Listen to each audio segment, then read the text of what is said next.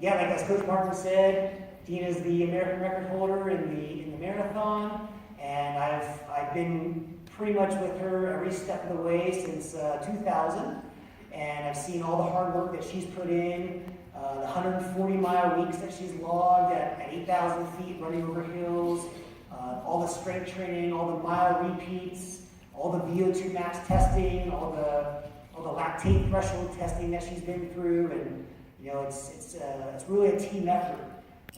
Getting an athlete to the starting line happy and healthy and as fit as possible. We built a great team around Deena with Coach Behill and her longtime agent Ray Flynn, and bringing in training partners like Brendan Leslie and others over the years. But I want to introduce my wife Deena, and she's going to come up here and talk, and we'll be available for questions a little bit later tonight. DeenaKaster, everybody. Thank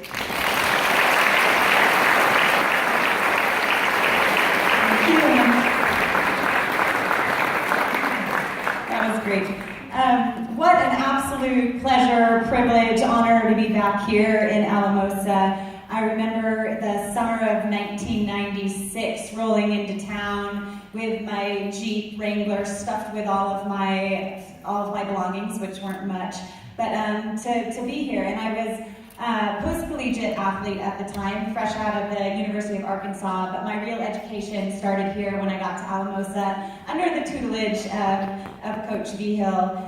He's inspired me by his actions for so many years to be a student of the sport, and both a student and an educator, and he's dedicated his life to that. And just this year, I wrote my first book, which was the most awful undertaking ever. I don't recommend it to anybody. My husband did it with a lot more grace and dignity than I did, writing his book in 3 months, and it took me 3.5 years. So that goes to show the differences that we have, but we make a good team.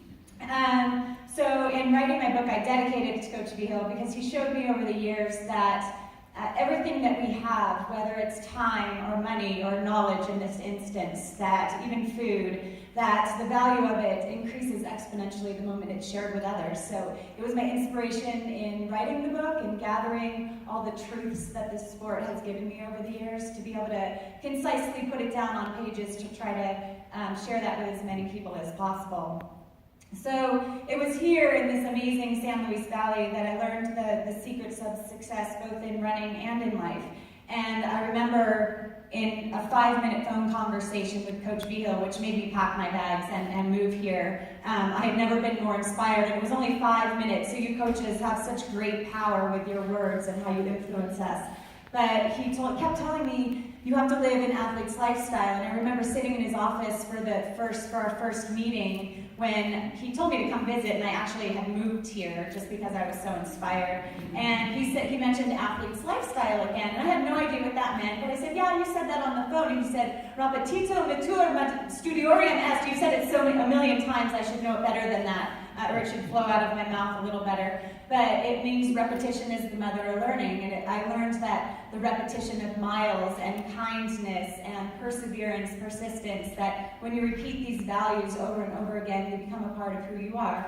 So an athlete's lifestyle meant that running wasn't just showing up to practice and getting in your few hours that day and then going out and going and walking Main Street and shopping and staying up late, going to the movies and playing video games, that every part of your day was molding the athlete that you were.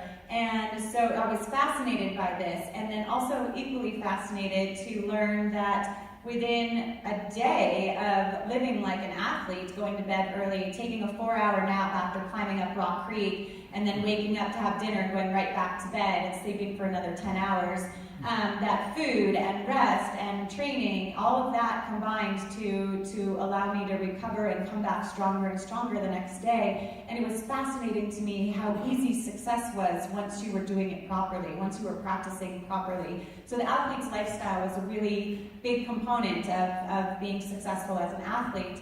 The other really big lesson that I learned was after months of training here, I felt like I was a far superior athlete than the day that I arrived in Alamosa.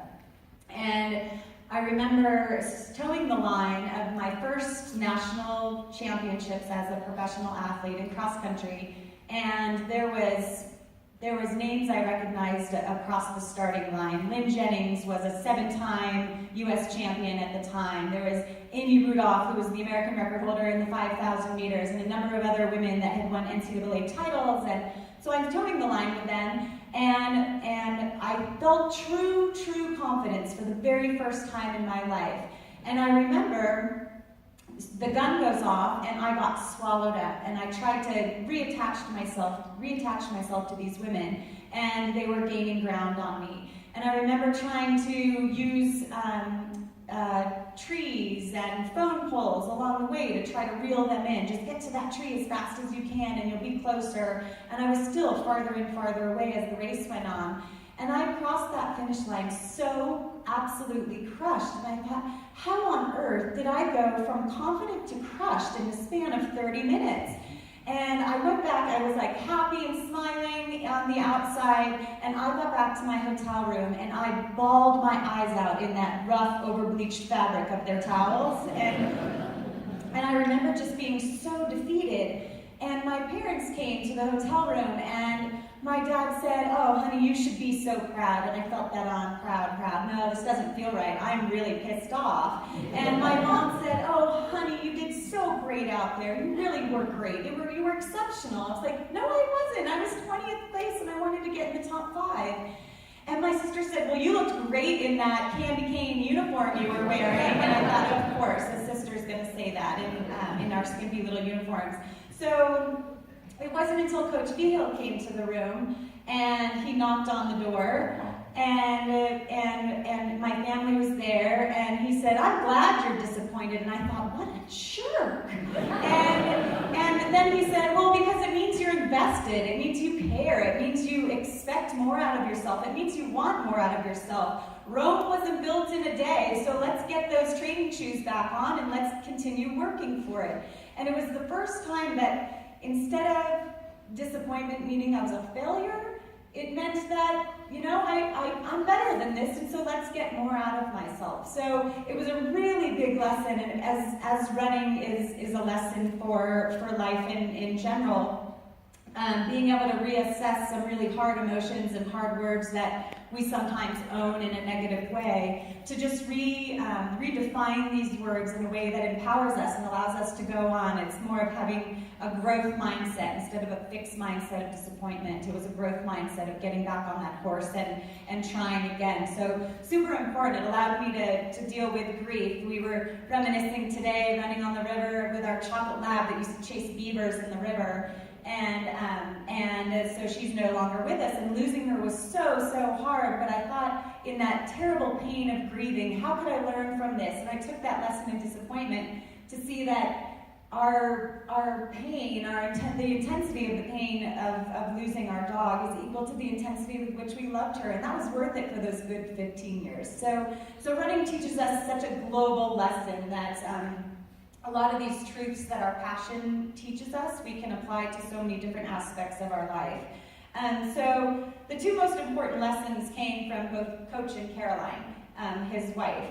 And Coach encouraged me to be a student of the sport, and that was his big thing, time after time, and being able to go home I always showed up at their house at 12, which is when they always had lunch, and it was always an elaborate meal, and like, "Hey, it's me again. Oh, wow, there's enough for 3, great." And so I always end up sitting down on a cold winter day to a big bowl of pozole or menudo, or Coach would sit there, and I remember Carolyn telling me she would wake up at 5 in the morning, hearing Coach chopping his vegetables meticulously to prepare the meal for the day. So I always showed up around noon, and we'd sit down, and I would learn so much, and I would go home with my hands piled with books. Like, first one was Road to the Top, and I thought it was so funny that for a man with a PhD in physiology, that his first paragraph or first chapter of his book is about philosophy. So I read Road to the Top, but then it went on, and it was Jim Fix's book, The Complete Book of Running, and the books that they shared with me over time educated me in such a big way. But most of the lessons came from the stories Coach told,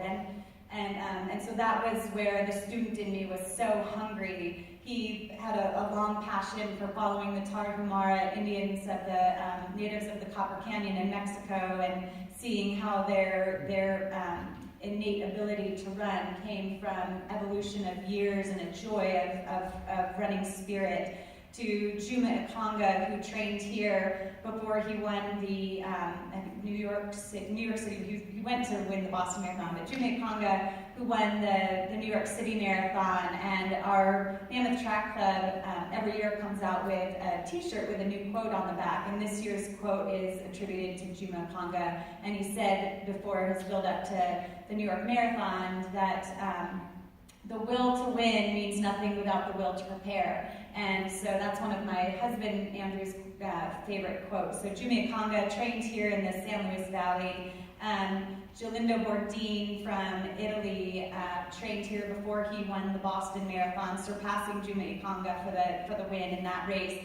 And he had such a discipline about him and a knowledge of the nuances of this sport, from pace to timing to distance. And it was those nuances and specificity of his training that made him such an excellent runner. So all of these stories that Coach Vihil would tell always had a lesson in them, and I just sucked them up and made those attributes part of who I was and part of my own build-up. Jim Ryan, the first high schooler to break 4 minutes in the mile and the silver medalist in the Olympics. And I feel like the Valley here has such a rich history of professional running, and from the 1968 class that's here tonight, that, man, you look damn good still. It's just incredible. Just to see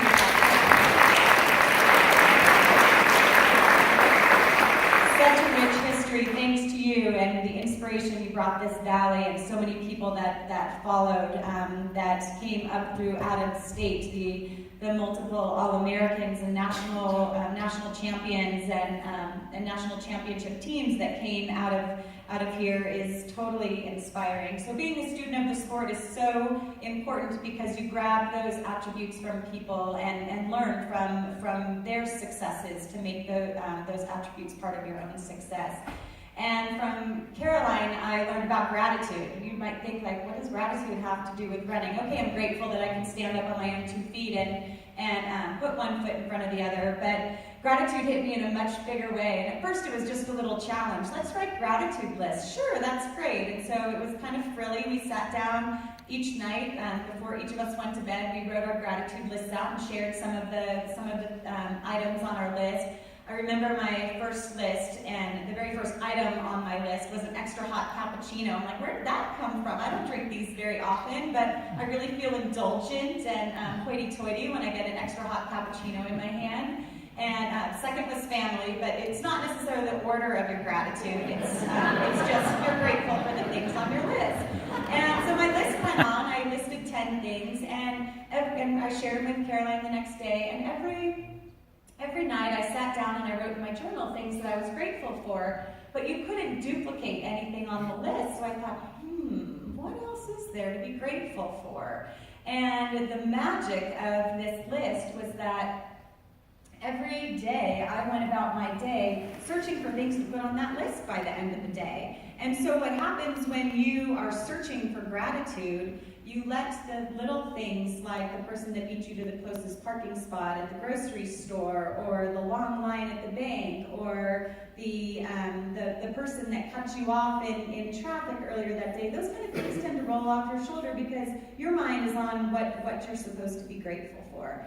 And so these lessons that I've learned through the sport here in this valley have been so valuable. And the marriage of being a student of the sport and also being grateful comes back to being here this weekend. I feel so grateful on this road trip we came from California, so grateful to have passed these beautiful places and to descend into the valley and be flooded with the memories that molded both Andrew and I at such impressionable times in our lives. And I really feel that even thinking of gratitude, that inspiration is around us all the time. It's in the people we meet. It's in the books we read. It's in the songs we listen to, but it's our choice to give these things our greatest attention. That the world happens if you believe in yin and yang and a balance and harmony in life. There's good and bad out there all the time, good and bad things happening. And if we can put our attention on the better things and even pass on the better parts of our days and our attitudes to those around us, we can make the world a better place. And it really just started with putting one foot in front of the other.